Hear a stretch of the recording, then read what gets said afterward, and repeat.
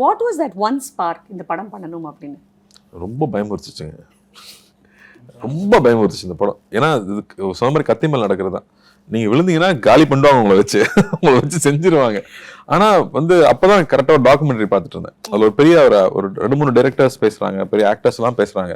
அப்போ அவங்க சொன்னது, உன்னை ரொம்ப ஒரு விஷயம் பயமுறுத்துதுன்னா அதுக்குள்ளே இறங்கிடு அப்படின்னு சொல்லுவாங்க. That's the point where you will grow. அது வந்து சக்ஸஸ் ஃபெயிலியருங்கிறது இலூசிவ் இல்லையா, அது மாறிட்டே இருக்கும். சக்ஸஸ் ஃபெயிலியர் மாறிட்டே இருக்கும். இன்னைக்கு உங்கள் ஸ்டேட்டஸ் வச்சு முடிவு பண்ணீங்கன்னா வேற மாதிரி தெரியும், நாளைக்கு அதே மாறிட்டே இருக்கும். ஸோ சக்ஸஸ் ஃபெயிலியர் தாண்டி வென் சம்திங் இஸ் ஸோ ஸ்கேரினா it's a scope to grow. So jump into it அப்படின்னு எனக்கு அது மாதிரி இப்போ சொன்ன மாதிரி இந்த பிரபஞ்சம் அந்த மாதிரி அந்த என்ன பண்ணலாம் இந்த ஸ்கிரிப்ட்னு யோசிச்சுட்டு இருக்கும் போது I'm seeing this interview, I'm seeing this documentary. அப்போ அந்த தாட் வரும்போது இப்போ ட்ரை பண்ணாம எப்போ ட்ரை பண்றது அப்படின்னு இல்லை, அந்த கட்ஸ் அப்போ தான் வந்துச்சு. ஸோ பண்ணிட முடியும்னுலாம் இல்லை, இறங்கி பண்ணி ட்ரை பண்ணணும், ஷுட் மேக் இட் ஒர்க் அப்படின்னு.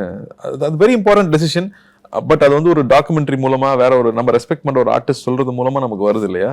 அப்போ ஐ தாட் ஓகே நமக்கு அதையும் ட்ரை பண்ணி பார்ப்போம், கத்துக்குவோம் அப்படிங்கிறது தான். கத்துக்குவோம்.